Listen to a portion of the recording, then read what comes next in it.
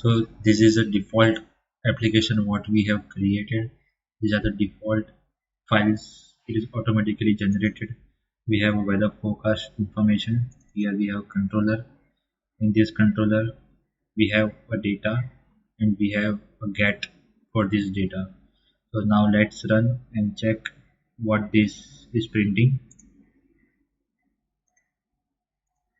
If I open the browser, this is automatically called and I can see a JSON data. Let me copy this URL and let me paste here. So here I have added a JSON extension, so you can see a data in a valid JSON format. Now what we will do is we will create a model in this application. We will add a schema, we will add a type for GraphQL, we will add a dependencies for this GraphQL. Let's go step by step. First we will create a proper entity framework fetching the information from the data layer.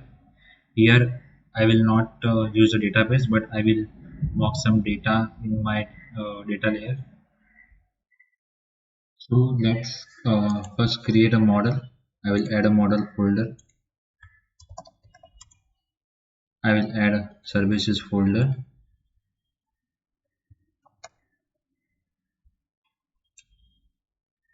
So these are the folders related to your entity framework, and I will first create a REST API for fetching the order information of a user.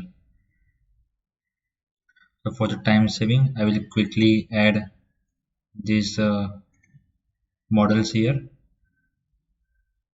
So one model I have added a user info in which we have a user ID, username. Adding one more model, that is a order info. So here I have added one more model, that is order info. We have order ID, user ID, order number, order date. User ID is referencing this user info model. Now let's add order detail info, that is what user have ordered in his order list. So here we have order details. We have a order detail ID. This is a primary key of this table. We have a product ID, product name, quantity, and price. Now we have to add these order details here because one order can have a multiple order. So I will have a, I can say list of orders, and here I can say details, order details. Okay. So now our model information is ready. We have a user's order, and each order has a multiple products information. Now let's create a service. We can add I order info. We need to create interface, or we can say I order service. Let's make this as a public. Now I need all order info,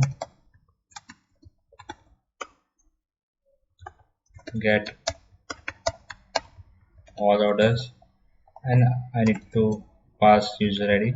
So I need to get all the orders of this particular user. That is why I have passed user ID as a parameter.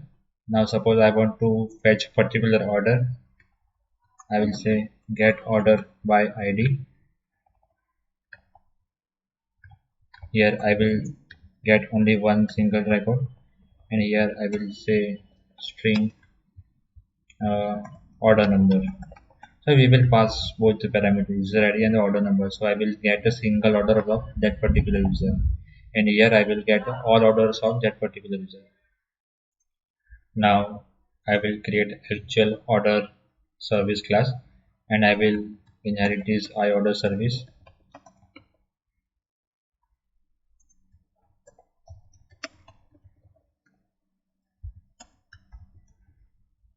And I will say implement this interface. For the quick workaround, I will stop the video and I will mock the data here. Okay. So here I have added one data. This is basically your data layer. In reality, your data will come from the database. So what I have done, I have created for the user ID one. We have two users, user one and user two. I have two orders for the user one and two orders for the user two. In the order one, we have four items. Okay, and in the order two, we have one item order. Okay, so here say it will be a 4 order ID. Here it will be a 5, 6, 7, 8, 9. Okay. So we need to work on these orders. Here I have tell get all orders. So what I will do here, I will return. I will say orders dot where we need to import link you. I will say c dot user ID equal to user ID what we have passed dot to list. Similarly, we need to pass here. Here we need to pass two parameter c dot order number equal to order number. Instead of to list, I will say first dot default because I will get only single record for this. So that's all for this chapter. In this chapter, what we have done, we have created a model, we have created a service, and that is interface, and we have created a service.